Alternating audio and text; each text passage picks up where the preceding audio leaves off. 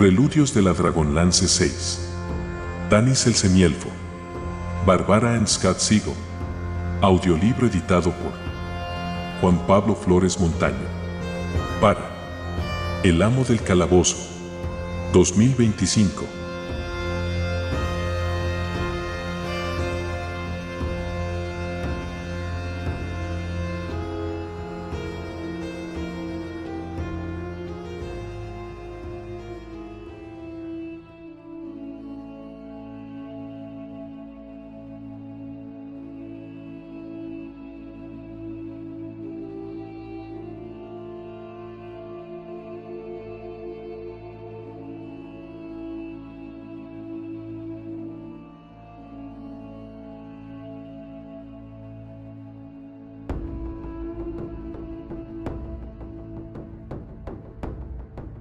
Séptima parte.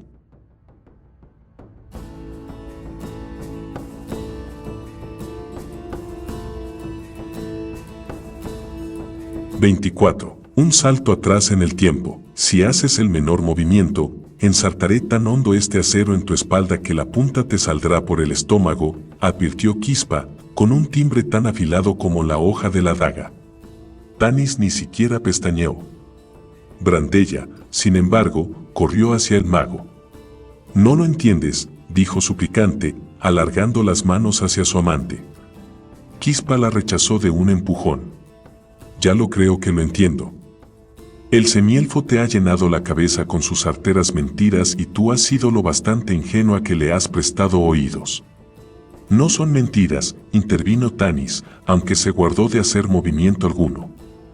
«Estás obstruyendo tu último deseo». «Lo dudo», espetó el mago. «Sospecho que no existe tal magia. Por contra, mi extraño amigo, eres tú quien se encuentra próximo a exhalar su último aliento». «No, Quispa». Brandella le sujetó el brazo armado. De inmediato, Tanis se apartó de un salto del mago, la daga hendió el aire donde un momento antes estaba a su espalda. Pero Quispa también era ágil y arremetió de nuevo contra Tanis mientras éste aún giraba sobre sus talones. El semielfo vio precipitarse sobre él la afilada hoja. Tanis levantó con presteza la mano derecha y la cerró como un cepo en torno a la muñeca del mago. Los dos hombres se enzarzaron en una momentánea pugna de fuerza. Fue breve, sin embargo. Tanis era, con mucho, el más fuerte de los dos y no solo logró rechazar el arma, sino que apartó de un empellón a su oponente, que cayó despatarrado en el suelo. Quispa se incorporó de un salto, furioso. «Te podría matar con mi magia, pero prefiero hacerlo con mis propias manos. Eres un taimado ladrón. Has traicionado la confianza que deposité en ti y me has robado la mujer que me pertenece». Cuando Quispa se abalanzó hacia Tanis con la daga enarbolada, Brandella se interpuso entre ellos. «Basta», gritó. Quispa no se detuvo y Tanis apartó a la joven de un empujón, de modo que quedó indefenso al ataque del mago. Sin embargo, antes de que el arma alcanzara su meta, una pequeña figura salió de la oscuridad y se estrelló contra el hombro de Quispa. El impacto desestabilizó al mago, que cayó de nuevo al suelo. Era Escobar. Quispa estaba más sorprendido que aturdido. Pronto se recobró y se puso de pie con rapidez. Por contra, Alfeñique no salió tan bien parado del golpe. Cayó al suelo de cabeza y quedó tendido, la sangre manaba por su nariz. Encolerizado, Quispa se abalanzó sobre Escobar con el aparente propósito de rajarlo como si fuera un melón. Tanis empuñó su espada, la hoja emitía el rojizo resplandor. «Déjalo en paz», ordenó el semielfo. «No es tu enemigo. Su único crimen es ser mi amigo. Motivo más que suficiente», declaró Quispa. «En tal caso, mátame también», intervino Brandella con un deje desafiante. «Soy su amiga. Como tú deberías serlo». La tejedora adelantó un paso y se interpuso entre el mago y el fiel hombrecillo que yacía aturdido en la hierba. «Esto es una locura», gritó Quispa. Dio la espalda a Escobar y se enfrentó a Tanis, que blandía la espada con gesto amenazador. «¿Quién te envía?», ¿Qué maligna hechicería se esconde tras esta confabulación? Repito que no hay nada perverso en todo este asunto, insistió Tanis, sin bajar la guardia. Fuiste tú quien me envió. Va. No te creo. Sin más preámbulos, Quispa arremetió con la daga en un arco dirigido al cuello del semielfo. Este, en un gesto mecánico, intentó alzar la espada para frenar la daga. Fue inútil. El resplandor rojizo se había desvanecido y el arma se había vuelto tan pesada que resultaba imposible levantarla. En el último instante, Tanis se apartó de un salto, la hoja de la daga rasgó la túnica de cuero. El mago soltó una risa áspera. Tu espada no atacará a quien le encantó. Vas a morir. El semielfo arrojó al suelo el arma, pero se mantuvo firme. No huiría. Está indefenso, gritó Brandella, en tanto se interponla una vez más en el camino Quispa. No puedes matar a un hombre desarmado. No es tu estilo. ¿Es este el Quispa a quien amé? ¿A quien todavía amo? La joven le tendió los brazos, pero, una vez más, él la rechazó con brusquedad. ¿Es esta la Brandella que me abandona? ¿La misma que me ha traicionado? Replicó desabrido el mago. Con la agilidad de un felino, la tejedora avanzó con pasos decididos hasta situarse junto a Tanis. Sostenía la ardiente antorcha en una mano, en tanto que con la otra se enlazó al brazo del semielfo. Después, alzó la mirada al cielo estrellado. Quispa, gritó. Hechicero sabio y amante, a ti te llamo. Abre tu mente a mi voz. No te culpes por el comportamiento celoso de tu inmadura juventud. Te conozco como el hombre noble y generoso que siempre fuiste. Y así será como siempre te recordaré. Libérame para que pueda rememorarte al igual que tú me guardaste viva en tu memoria. Nadie se movió. Ni siquiera Quispa. Esperaban que se produjera un trueno, un relámpago, un estallido de humo, cualquier manifestación extraordinaria. Mas nada aconteció. El mago adelantó un paso. Aléjate de él, dijo en un susurro. La mano que la joven cerraba en torno al brazo del semielfo se aflojó poco a poco, pero Tanis no dejó que se soltara. En el aire ya no flotaba el aroma del bosque, de hecho, no se percibía ningún olor. El viento no acariciaba su rostro, había cesado de soplar. Las estrellas no alumbraban en el cielo, se habían desvanecido en un vórtice de negrura. Algo ocurría. Tanis abrió la boca para advertirles, pero no tuvo ocasión de hacerlo. El mundo desapareció. No había luz, ni oscuridad, ni tonos grises. No se percibía calor, ni frío, ni ninguna otra sensación. No existía nada, salvo el vacío y el lento e irregular latido de un corazón. Y Brandella. La joven flotaba en la nada junto a él, sujeta de su brazo, aunque al parecer se hallaba a kilómetros de distancia. Parecía que intentaba decir algo, pero Tanis no la entendía en medio de aquella tiniebla opresiva. A despecho de su visión élfica, apenas la distinguía. Cuando intentó acercarla hacia sí, descubrió que tenía los miembros paralizados. Al tratar de llamarla, el sonido de su voz se ahogó en el sordo palpitar del invisible corazón. Entonces, sin previo aviso, los latidos se aceleraron y se hicieron más firmes. La tiniebla se alejó poco a poco y dio paso a los colores, los sonidos, retornó la visión de las cosas familiares. Mas no la figura de un Quispa dominado por la cólera y los celos. La memoria del anciano mago había cambiado, tal vez de manera intencionada, sospechó Tanis. El semielfo se encontró caminando con el rostro vuelto hacia Brandella. La joven iba a decir algo cuando, de improviso, Tanis se tropezó y estuvo a punto de perder el equilibrio. ¿Te encuentras bien? Creo que sí, dijo, en tanto bajaba la antorcha para alumbrar el objeto que se había interpuesto en su camino. Era la raíz de un árbol. No me refería a eso. ¿Qué ocurrió cuando sobrevino esa tiniebla, cuando Quispa? Las palabras se le atragantaron. ¿Cuándo estuvo a punto de morir?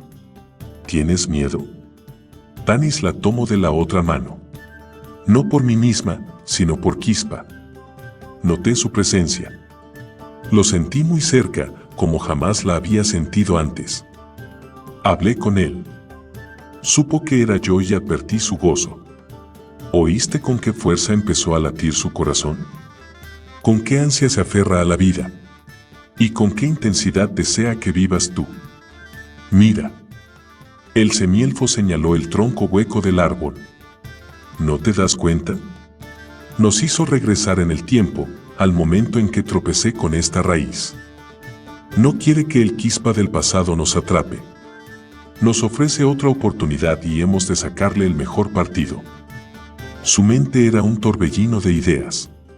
Dame 3 tiras largas de tela, pidió. ¿Para qué? No hay tiempo para explicaciones. Dame lo que te pido. La joven desgarró el bajo de su larga camisola y le tendió las tiras de tela verde a Tanis. ¿Y ahora, qué? Inquirió con gesto serio. Entra en el tronco y lleva la antorcha contigo, instruyó el semielfo, en tanto anudaba los trozos de tejido. Ella vaciló. ¿Qué harás tú?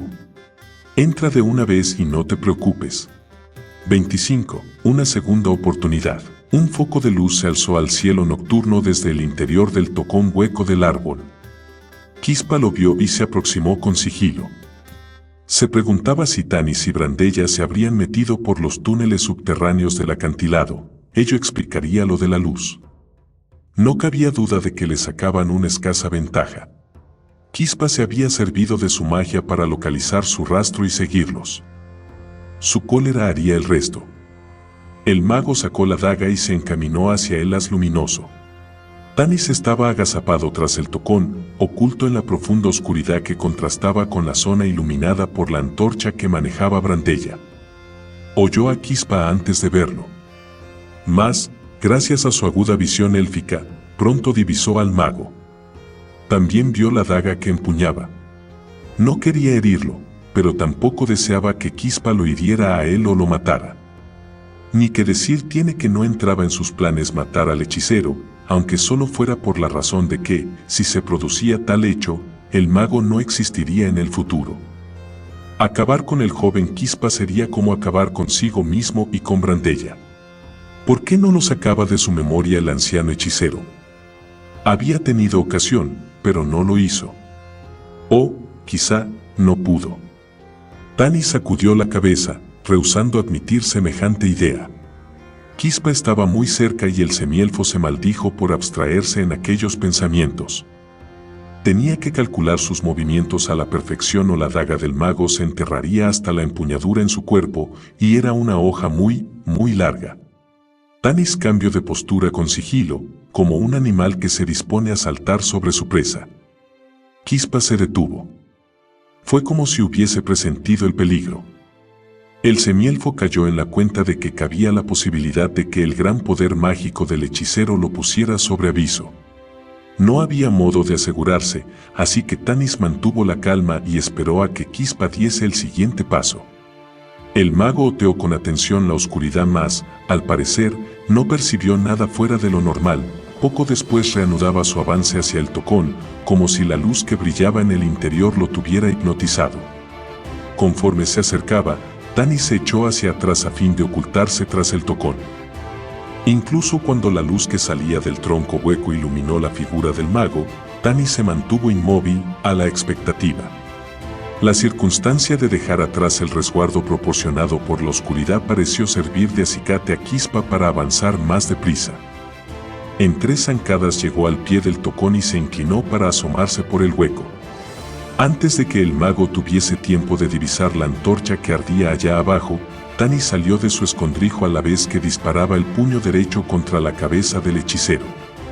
El puñetazo estaba a punto de alcanzar su meta cuando surgió un bulto en movimiento y una pequeña figura saltó de las sombras y chocó contra los 2 hombres. El impacto los hizo dar tumbos en direcciones contrarias. El personaje que los había golpeado era Escobar. Otra vez. Tanis profirió un juramento en voz baja, se había olvidado por completo del hombrecillo. Alfeñique se propinó un fuerte golpe al caer y quedó tendido en el suelo, momentáneamente aturdido. Escobar vio que Quispa y Tanis, alumbrados por la fantasmagórica luz de la antorcha, se movían en círculo alrededor del tocón. El mago empuñaba su daga, pero Tanis, con gran prudencia, no desenfundó la espada. «No quiero hacerte daño», dijo el semielfo con serenidad. «Pero yo sí», replicó, furioso, el mago. «Tanis», gritó Brandella. Se produjo un siseante fogonazo de luz deslumbrante. La joven había arrojado la antorcha a lo alto, por el hueco del tocón. Inducido por un impulso instintivo, Quispa se lanzó en pos de la tea. Aprovechando el momento de distracción del mago, Tanis salvó de un salto la distancia que los separaba, golpeó la antorcha, que voló hacia donde estaba Escobar, y chocó con la cabeza en el pecho de Quispa. El mago cayó. Se enzarzaron en el suelo. Tanis procuraba eludir las salvajes acometidas de la daga de Quispa, pero fue un esfuerzo vano. La hoja le abrió un corte en el brazo derecho y la sangre le resbaló hasta la muñeca. Quispa se debatía a fin de propinarle un golpe más contundente, en tanto que el semielfo luchaba por aferrarle la mano armada. El mago tuvo más éxito y, en esta ocasión, el acero alcanzó al semielfo en la espalda, cerca del omóplato, atravesó la túnica y dejó un fino rastro de sangre que trazaba una diagonal irregular y llegaba hasta el hombro. Al sentir que la afilada hoja desgarraba su carne por segunda vez, el dolor lo impulsó por fin a estrellar su puño con fuerza contra el hombro izquierdo de Quispa. El impacto golpeó al mago como un martillazo y la mano sufrió un espasmo, pero no soltó la daga. Toda la atención de Tanis estaba enfocada en desarmar a Quispa y olvidó por completo la otra mano del mago. Este agarró una piedra y la estrelló contra la cabeza del semielfo. Los forcejeos de Tanis cesaron al instante. Escobar había seguido la pelea boquiabierto.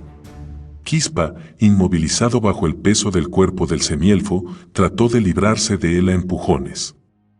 Tanis estaba casi inconsciente y, tal vez, no sabía dónde se hallaba y contra quién luchaba, pero, en medio de la bruma de dolor y aturdimiento, el instinto lo indujo a resistir para seguir encima del mago. Quispa lo golpeó una vez más con la piedra, solo que en esta ocasión lo alcanzó en la espalda, no en la cabeza. El doloroso impacto sacó a Tanis de su estupor. Antes de que el mago tuviese oportunidad de atacarlo de nuevo, lo agarró por el cabello y le golpeó la cabeza contra el suelo una y otra vez hasta que los ojos del mago adquirieron un aspecto vidrioso y los forcejeos cesaron. «Ayúdame», pidió Tanis con voz ronca a Escobar. El hombrecillo se incorporó con esfuerzo. «¿Qué te ayude?» «¿A qué?» «La pelea ya ha terminado», respondió con un timbre chillón. El semielfo se puso de rodillas, aturdido. Se tambaleó y un momento después cayó de bruces. Alfeñique se acercó a toda prisa. «Vamos, vamos. Te ayudaré a levantarte». «No». «Coge esto», dijo Tanis con voz débil, a la vez que le tendía las 3 tiras de tela de la blusa de Brandella. «Átale los brazos y las piernas. Luego lo amordazas». Escobar se apresuró a coger los trozos de lienzo y llevó a cabo las instrucciones de Tanis en tanto que éste yacía en el suelo a la espera de que remitieran el dolor y el aturdimiento.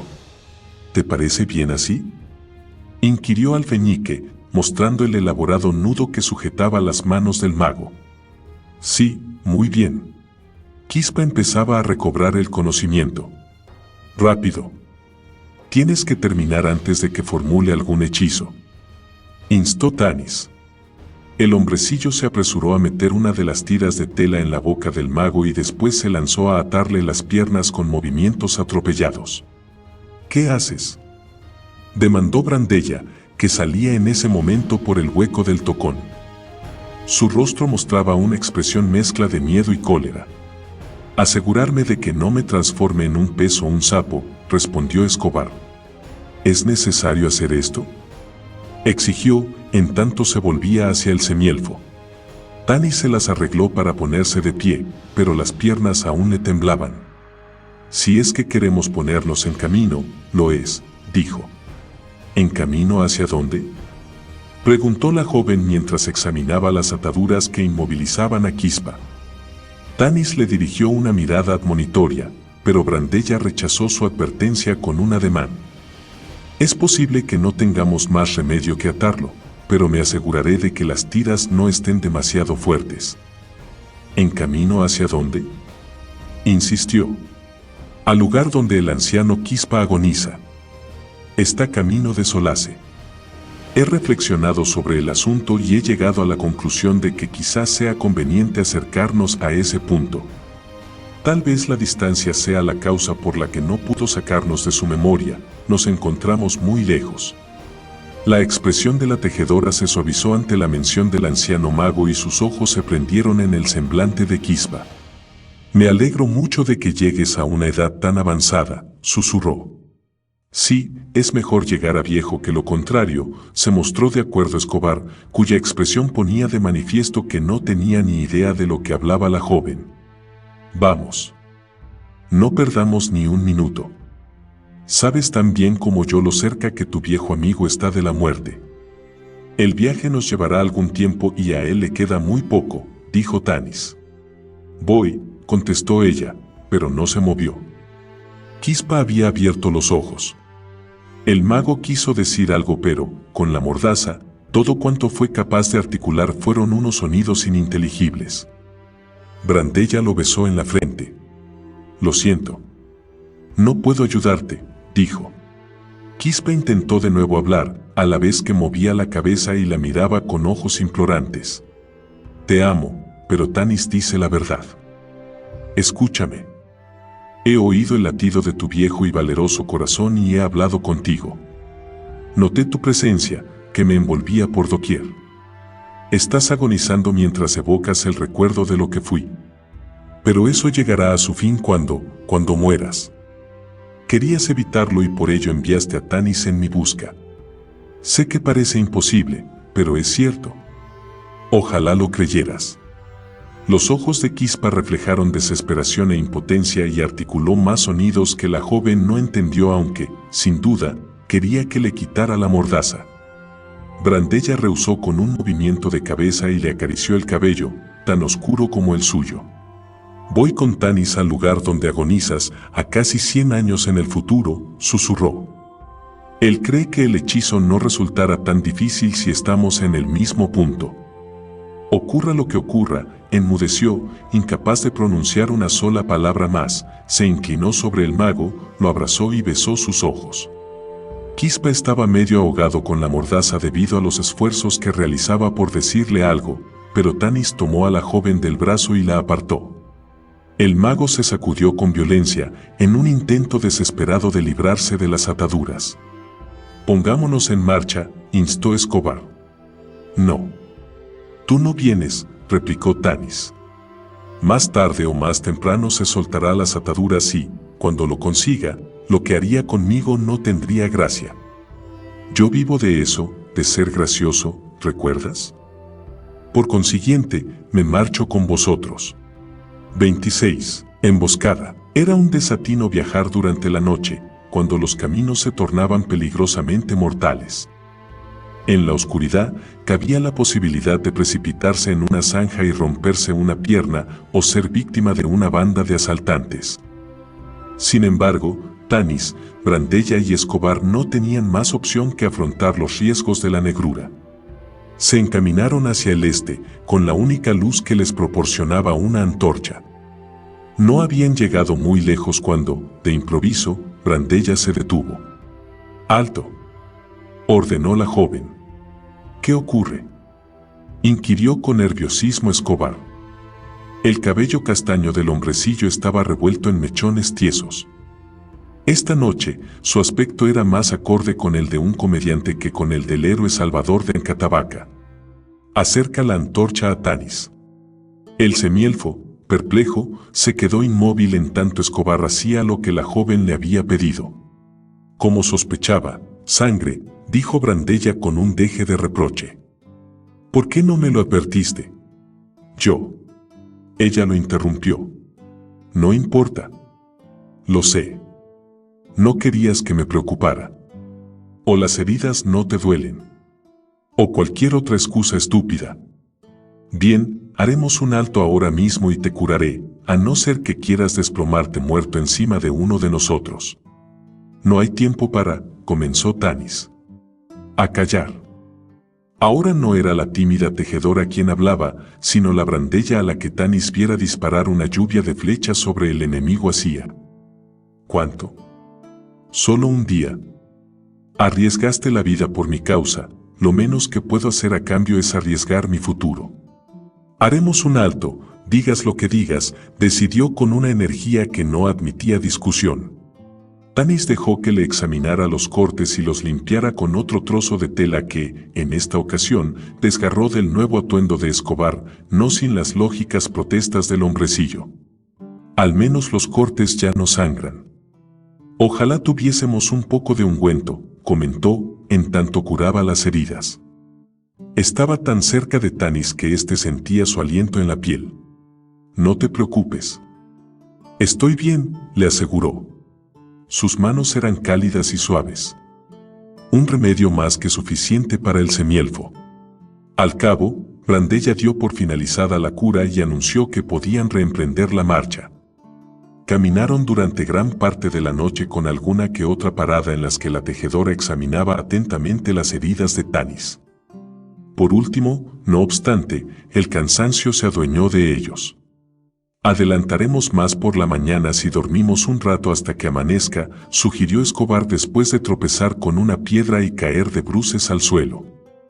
El hombrecillo se frotó la espinilla que se había golpeado con la piedra. Tiene razón, admitió Brandella. Aunque de mala gana, Tanis aceptó la sugerencia. Encontraron un pequeño claro herboso no muy lejos del camino y se acomodaron para un corto descanso. Escobar se ofreció para realizar el primera guardia. Poco después se había dormido. Tanis despertó sobresaltado por un ruido. Parpadeó y, a la luz grisácea del nebuloso amanecer, vio que la antorcha se había consumido. Se sentó y aguzó el oído, preguntándose qué lo había sacado del intranquilo duermevela. ¿Sería un animal entre la maleza? ¿Lo habría soñado? Tal vez Escobar había soltado un ronquido fuerte. Ronquido. Rezongó en voz baja. Escobar. El delgaducho humano se limitó a cambiar de postura mientras murmuraba algo ininteligible. Tanis oyó de nuevo el ruido que lo había despertado. Procedía del camino, un poco más adelante, el cavernoso bosque transmitía el eco. Era un grito, no cabía duda, a pesar de sonar amortiguado. ¡Arriba!, gritó Tanis, incorporándose de un salto, a la vez que empuñaba la espada. Murmuró Escobar, en tanto sus ojos vidriosos se posaban en el semielfo. No estaba dormido. Brandella se puso de pie con cautela. Sus pasos eran sigilosos como los de una gacela. No dijo una palabra, pero en sus ojos había una expresión interrogante. «Seguime, pero guardad silencio», susurró Tanis. «No os dejéis ver si podéis evitarlo». Sin más preámbulos salió disparado sendero adelante. Dejó la funda de la espada en el claro, la hoja de acero relucía anunciando la reyerta. Los árboles semejaban manchones borrosos que flanqueaban su veloz carrera. Los gritos se oían con más claridad. Se acercaba al lugar de los hechos y refrenó la marcha.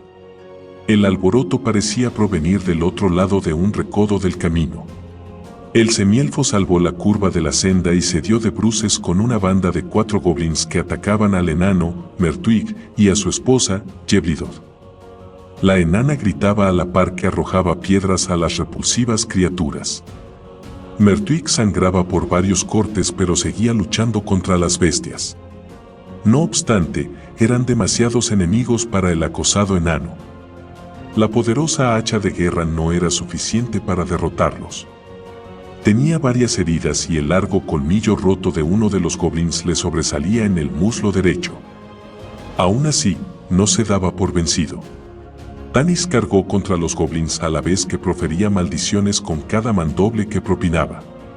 Las criaturas, que disfrutaban con una pelea siempre y cuando la ventaja estuviera a su favor, no dieron muestra de que les preocupara la aparición de otro contendiente. Después de todo, Lo superaban en 2-1 y el enano estaba próximo a desfallecer.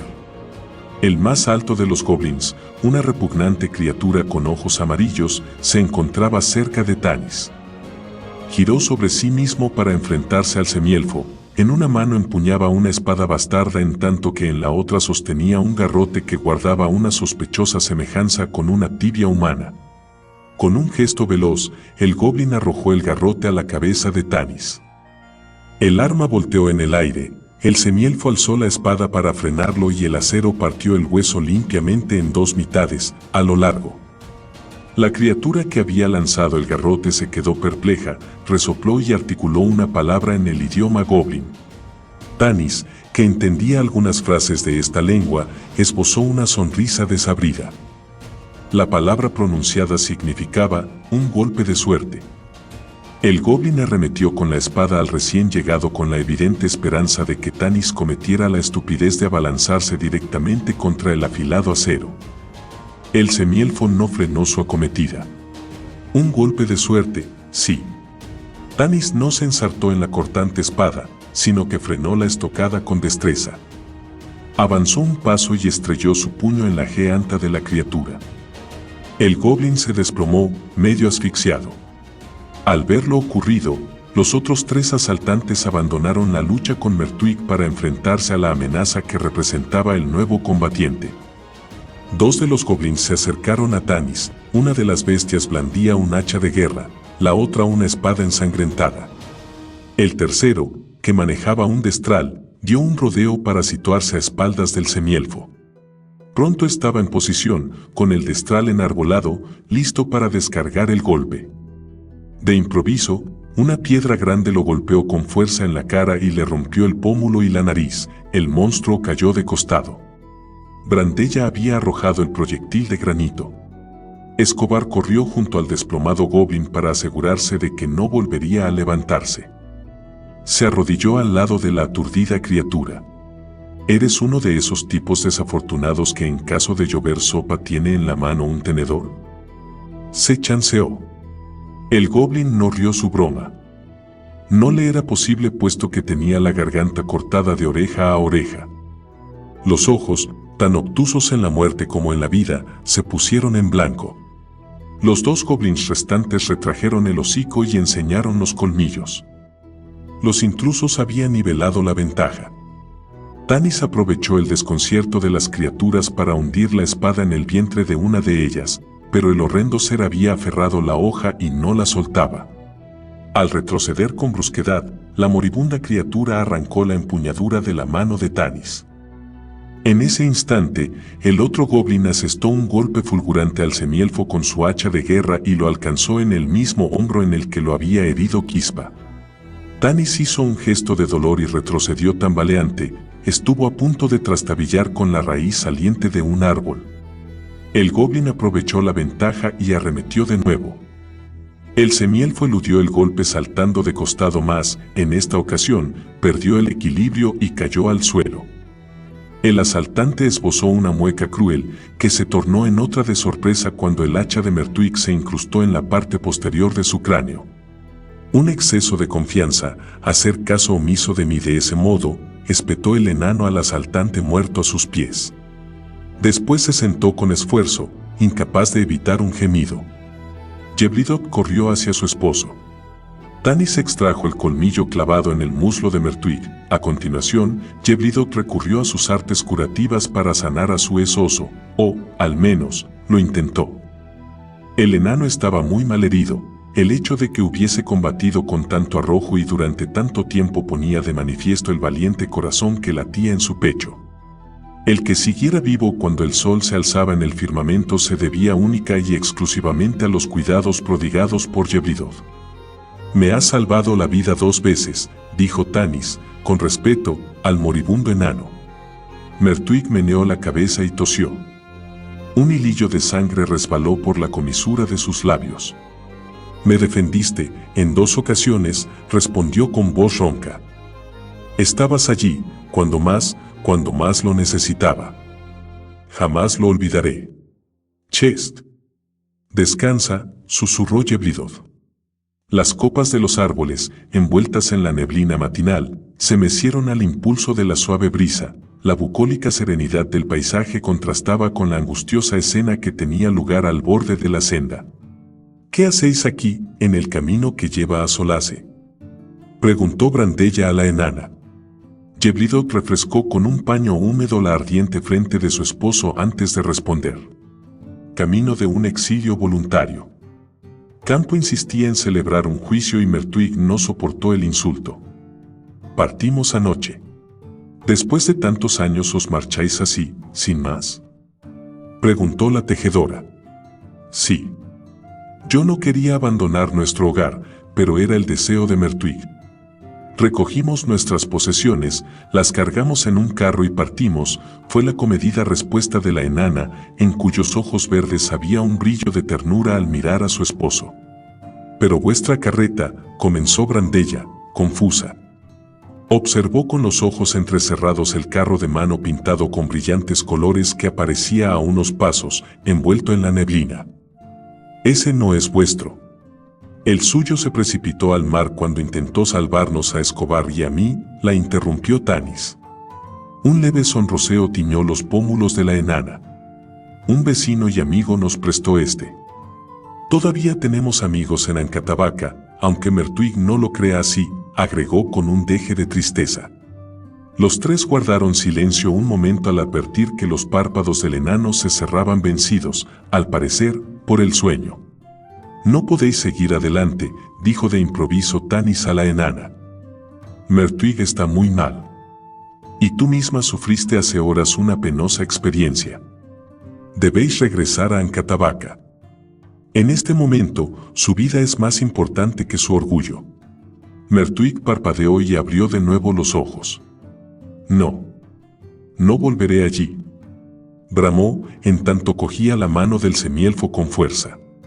«¿Por qué?», inquirió Brandella. El enano miró hacia otro lado.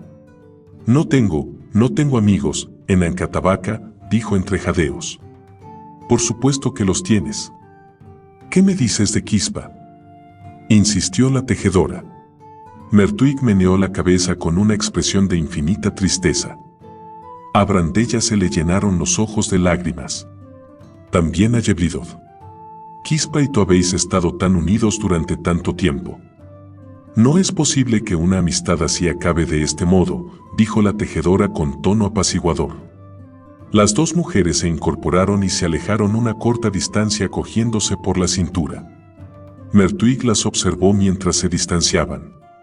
«¿Dónde está el humano?», preguntó a Tanis, sin soltarle la mano. «Escobar hace guardia». «¿Por qué? ¿Quieres hablar con él?», preguntó el semielfo, a la vez que se empezaba a incorporar. «No», se opuso Mertwig con voz ronca. «Quiero hablar contigo. A solas. Mientras pueda hacerlo». Tanis se acercó al enano. «¿De qué se trata?». Mertwig apretó los labios y dirigió una mirada escrutadora al semielfo. «No tengo valor para decírselo a Yeblidot, ni a Quispa, ni a ninguna otra persona». Hizo una pausa para recobrar el aliento. «Pero necesito contárselo a alguien». «¿Contar qué?», lo animó a seguir Tanis, manteniendo un tono suave y tranquilo. «La verdad. Antes de morir. No puedo llevármelo a la tumba». Tanis inició una protesta, mas al punto enmudeció. Era evidente que al enano no le quedaba mucho tiempo. «Te escucho», dijo con afabilidad. «Soy culpable», musitó Mertwig, y se estremeció. Robé para comprar la bola de cristal. Mentí. Pero no podía admitirlo. No con Yeblidot allí. ¿Lo entiendes?». Tanis iba a contestar cuando Escobar se plantó de un salto a su lado. «Alguien se acerca. Creo que es Quispa. Hemos de marcharnos cuanto antes», anunció, tan nervioso que sus palabras resultaron casi incoherentes. El semielfo alzó la mano en un gesto conminatorio que cayó a Escobar y se volvió hacia Mertwig para decirle que lo comprendía. Mas el viejo enano había muerto. 27. Regreso a Solace. Tanis condujo a Brandella y a Escobar hasta un lugar seguro, detrás de un grupo de árboles. No tardará en llegar, advirtió Alfeñique. El humano tenía razón. Quispa apareció por el recodo del camino, los pliegues de la túnica, cuyo color rojo parecía negro a causa de la mortecina luz, ondeaban al impulso de sus zancadas. Una expresión de determinación se plasmaba en su semblante. Brandella reaccionó de manera instintiva y trató de ir a su encuentro. Sabía cómo se sentiría Quispa cuando llegara al claro y descubriera que Mertuig había muerto. Tanis tuvo que sujetarla con fuerza para impedírselo. Yeblidod estará con él, dijo el semielfo en voz baja. La joven asintió en silencio y empezó a sollozar quedo. Daremos un amplio rodeo para eludir el claro. Será mejor que nos pongamos en marcha, añadió Tanis, en tanto ponía el brazo en torno a los hombros de Brandella. Viajaron a paso vivo, sin saber si el joven Quispa lo seguía a corta distancia, ni en qué momento el negro vacío de la muerte podría acabar con sus esperanzas de abandonar la memoria del anciano mago. Al cabo de 2 días, llegaron al bosque en el que Tanis, muchos años más tarde, sobreviviría a un terrible incendio y conocería a un mago agonizante. Los árboles no eran tan altos como los recordaba Tanis antes de ser pasto de las llamas, como tampoco era tan extenso el estanque. Con todo, resultaba fácil localizar el lugar donde Quispa yacería sobre una manta mojada y pondría en movimiento sus poderes mágicos. Tanis condujo a Brandella hasta aquel punto. En este mismo momento, justo en este lugar, él te está evocando, le dijo. Brandella se arrodilló y acarició la hierba fría y húmeda. Comenzó, y tragó saliva con esfuerzo. He intentado imaginar qué aspecto tendrá Quispa cuando sea anciano. El semielfo no estaba en posición de esclarecer sus dudas a menos que le describiera también los estragos causados por el fuego. Miró en derredor en busca de una respuesta que no resultara dolorosa. Por fortuna, Escobar vino en su auxilio. ¿Os marcháis ahora?, preguntó el humano desde el borde del lago. Se advertía que hacía grandes esfuerzos por ocultar su tristeza. Lo intentaremos. Despidámonos, amigo mío, respondió Tanis. Escobar, cuya nueva vestimenta exhibía ya las señales del uso, pero con el cabello sorprendentemente limpio y peinado, lanzó un último guijarro a las aguas y después se acercó a donde aguardaban el semielfo y Brandella. Los abrazó a los dos. Detesto las despedidas. Nunca resultan divertidas, dijo. Tanis asintió en silencio, mostrando su acuerdo con el comentario. Pensaré en ti a menudo, le dijo. Brandella besó a Alfeñique en la mejilla y el hombrecillo se sonrojó. Tú, si quieres, piensa en mí cuanto gustes, le dijo al semielfo. Pero yo pensaré en ella, amigo. A despecho de la tristeza del momento, los tres estallaron en carcajadas. Los ojos de Escobar estaban llorosos, producto de la risa, insistió el hombrecillo. Vaya. Ahora te ríes. Me ha costado mucho trabajo conseguirlo, Tanis semielfo. El momento había llegado. Alfeñique retrocedió unos pasos sin apartar los ojos de Tanis y Brandella, quienes se cogieron de la mano y llamaron a Quispa para que los sacara de su memoria y los devolviera al presente. Dijeron su nombre. Le gritaron. Le suplicaron. No ocurrió nada. ¿Tan pronto de vuelta?, chanceó Escobar. Tanis deambulaba por el bosque, lejos del lago. Tenía las piernas agarrotadas por la fatiga y la cabeza le dolía de tanto pensar en hallar algún modo que los pusiera en contacto con Quispa. Al cabo, comprendió que tenía que hacer frente a la verdad, jamás abandonaría este tiempo y lugar. Lo había intentado y había fracasado. Su única esperanza era que el anciano mago viviera un poco más a fin de que él dispusiera de tiempo suficiente para sí mismo antes de precipitarse en la oscura nada. Sabedor de que este sería el último mundo que vería, sintió una terrible soledad. Había prometido a sus amigos que se reuniría con ellos al cabo de 5 años en la posada del último hogar, una reunión que jamás tendría lugar. Al no acudir a la cita, se preguntarían qué habría sido de él. Kit pensaría que la eludía si es que la guerrera se presentaba a la reunión. Storm propondría salir en su busca y Caramon saltaría de contento ante la perspectiva de una nueva aventura. Pero Raistlin, con una sonrisa enigmática, se opondría a que su gemelo emprendiera semejante proyecto. Raistlin. ¿Sospecharía el joven hechicero que era la magia lo que le impedía reunirse con ellos? A Taz le dolería la ausencia del semielfo, pero pronto lo habría olvidado, pues así es la naturaleza de los Kenders. Flint era el que más lo preocupaba. El viejo enano había sido para él su hermano, su padre, su tío, su amigo. Flint lo iba a pasar muy mal si no regresaba. El enano era un gruñón, siempre dispuesto a la bravata, pero la verdad es que poseía una sensibilidad que lo hacía muy vulnerable. No era descabellado suponer que aquello le rompería el corazón. Flint llegaría a una conclusión que los demás ni siquiera se plantearían: si Tanis no había acudido a la posada del último hogar era porque había muerto. Deseó con desesperación poder evitar al enano parte del dolor que sufriría en un lejano día del futuro. En ese instante, el semielfo cayó en la cuenta de que estaba en sus manos hacerlo. Volvió corriendo al calvero donde Brandella y Escobar lo esperaban. En su afán por llegar cuanto antes apartaba las ramas de los árboles y saltaba sobre los matorrales que se interponían en su camino. Su ansiedad no la motivaba el saber cómo salir de la memoria del anciano mago, sino porque regresaba al hogar para encontrarse con su más querido amigo. De todos sus compañeros, solo Fireforge existía en este tiempo. La vida de un enano suera con creces la centuria. Flint sería ahora joven y gallardo, o, al menos, todo lo gallardo que el enano pudo ser en sus años mozos, se corrigió el semielfo.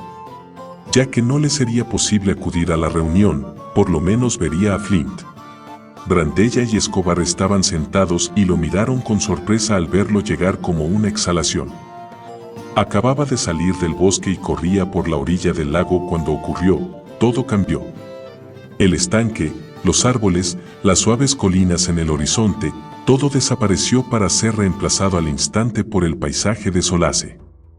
Les habría llevado varios días de marcha cubrir la distancia existente entre su actual localización y la ciudad arbórea. Sin embargo, habían llegado a Solace en un abrir y cerrar de ojos. Era como si su deseo se hubiese hecho realidad. Sentados al pie del inmenso Vallenwood, entre cuyas ramas se asentaba la posada del último hogar, se encontraban Brandella y Escobar. Su expresión era tan perpleja como la del propio Tanis. ¿Cómo hemos llegado aquí?, inquirió el hombrecillo, desconcertado. Lo ignoro. A menos que también forme parte de los recuerdos de Quispa, contestó el semielfo. Bajó los ojos, incapaz de sostener la mirada de la tejedora. Quede el tiempo que quede, deberías pasarlo con tu mago, le dijo. Ansiaba abrazarla y retenerla junto a sí, pero en lugar de ello, musitó: encuéntralo, Brandella. Demuéstrale que lo amas. Hizo una pausa y, por último, manifestó sus propios sentimientos. Se debe decir a la persona a la que amas cuánto significa en tu vida. Siempre. Sus ojos relucieron. El semblante de la mujer se iluminó. El semielfo se preguntó qué significaría aquella reacción, pero no se quedó a averiguarlo. Se despidió con un susurro y se alejó con premura. El hogar de Flint no se alzaba sobre las ramas de los Vallenwoods, como el resto de las casas de Solace, sino al pie de uno de los inmensos árboles. La hierba crecía entre las losas que conducían a la puerta. Tanis llamó con los nudillos en la hoja de madera. Desde el principio, el enano de las colinas se había mostrado receloso ante la perspectiva de vivir a varios metros del suelo, recordó Tanis con una sonrisa. La tentación de la cerveza era lo bastante fuerte para inducirlo a remontar la rampa espiral que llevaba hasta la posada del último hogar, pero el enano era partidario de instalar su vivienda a un nivel más bajo.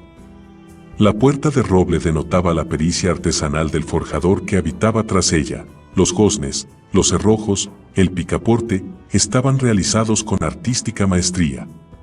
¿Quién es?, preguntó una voz familiar, en la que se advertía el efecto de la cerveza. Un amigo. Imposible, replicó la voz. No soy, un hipido cortó la frase, amigo de nadie. Eso no es cierto. ¿Me llamas mentiroso? Tanis escuchó el ruido de una silla al ser retirada con violencia. No. Ni mucho menos, se apresuró a denegar. Solo digo que tienes amigos a quienes ni siquiera conoces. Se produjo un silencio. El enano debía de estar reflexionando sobre sus palabras. No es probable. Llegó por último su respuesta. Tanis, cansado, se recostó contra la pared de la casa. ¿Vamos a hablar todo el rato a través de la puerta, Flint? ¿Sabes cómo me llamo? Se oyeron unos pasos que se acercaban a la puerta.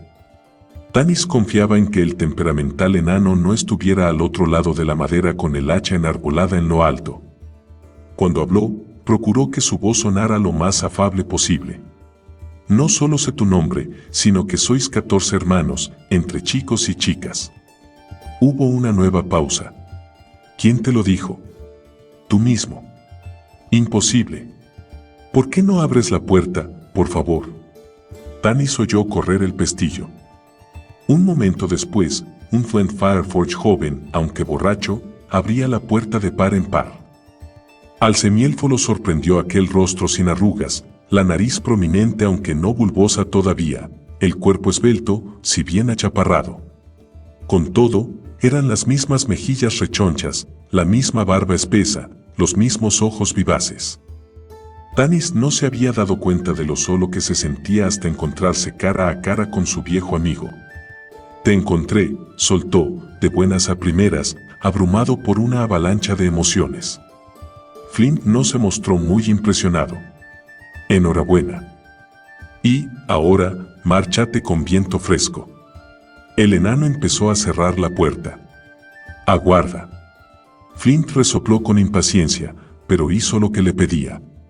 ¿Qué pasa? ¿Qué quieres? Solo hablar contigo.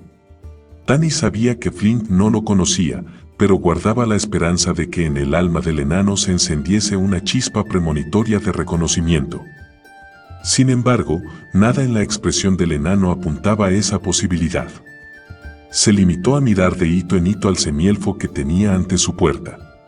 Tu físico no me es familiar. Tu voz no me suena familiar. Ni siquiera tu olor me resulta familiar, dijo, iracundo. Tienes un aspecto de quien ha pasado por numerosas batallas en muy poco tiempo.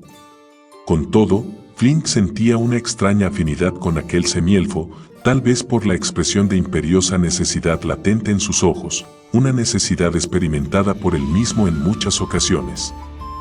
O, tal vez, se dijo el enano, es porque estoy borracho. ¿Hablar? ¿De qué? Inquirió con un timbre poco amistoso. ¿Puedo entrar? Prefiero salir yo. Si se trata de un asunto de negocios, tengo por costumbre discutirlo en la posada. Te invito a comer un plato de patatas picantes de Otik, ofreció Tanis. El enano alzó los ojos hasta el semielfo con una expresión suspicaz. ¿Qué Otik? Tanis meneó la cabeza. Por supuesto, Otik no había comprado todavía la posada, ni siquiera había nacido. Olvídalo. Te invitaré a una cerveza, dijo. Remontaron la rampa que conducía a la posada del último hogar, encaramada en el majestuoso Vallenwood.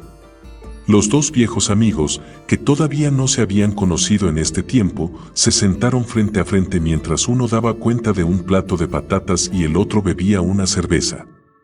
Tanis recorrió con la mirada el salón de la taberna. Las paredes estaban cubiertas de hollín, los cristales de las ventanas estaban tan sucios que no se sabía si era de día o de noche. Por su aspecto, no se había fregado el suelo hacía más de un mes. Y el olor que impregnaba el ambiente era indescriptible. Tanis apreció tanto a Otik como en este momento. En cuanto al actual tabernero, parecía un hombre honrado, si bien su apariencia era desaliñada. Era alto y delgado, con una nariz ganchuda y unos ojos verdes de expresión triste. Flint lo llamó. Tú. Ni la posada ni su propietario le importaban mucho al semielfo. Lo importante era que estaba con Flint Fireforge. ¿Así que quieres comprar uno de los juguetes que realizo?, preguntó el enano entre sorbo y sorbo de cerveza aguada. No. Solo quería saber cómo te encontrabas, dijo Tanis que, nada más pronunciar las palabras, se sintió como un estúpido. Flint estrechó los ojos y ladeó la cabeza. Parecía reflexionar, tarea algo ardua con toda la cerveza de mala calidad que había ingerido. Lo que quiero decir es que cómo te las arreglas sin alguien que te ayude con tu negocio, agregó el semielfo con torpeza. ¿Para qué iba a necesitar un ayudante? Me va bien así. El enano adoptó una actitud defensiva. Bueno, tal vez llegue el momento en que te apetezca tener a alguien a tu lado que te lleve los libros de cuentas, que cobre las deudas pendientes y ese tipo de cosas, sugirió Tanis. Flint terminó el resto de cerveza y volvió la cabeza hacia el mostrador. Tú, sírveme otra. El tabernero estaba justo detrás de él y había escuchado la conversación. No sé si le hará falta a alguien para todas esas cosas que has mencionado, joven, pero no cabe duda de que Flint necesita un ayudante que lo saque de aquí cuando ha bebido demasiado y se enzarza en una pelea. El hombre encogió la ganchuda nariz, cogió la jarra vacía y limpió el tablero de la mesa con un paño que dejó la madera más grasienta que antes. Tanis sonrió. Había sacado a rastras al pendenciero enano de casi todas las tabernas de Ansalon en sus viajes por el continente. Mas esto no ocurriría hasta que transcurriesen varias décadas. Algún día tendrás un ayudante que hará todas esas cosas por ti, le dijo con voz afectuosa. El semblante del enano expresó incredulidad. Será el mismo día que llame a un kender mi amigo, rezongó. A Tanis se le atragantó la patata que masticaba. Tú, sirvió una cerveza a Tanis para que le pasara lo que se le había atascado en la garganta. El semielfo bebió agradecido y ya casi había recobrado el aliento cuando una mano se posó con fuerza en su hombro derecho. Te he estado buscando, dijo Quispa.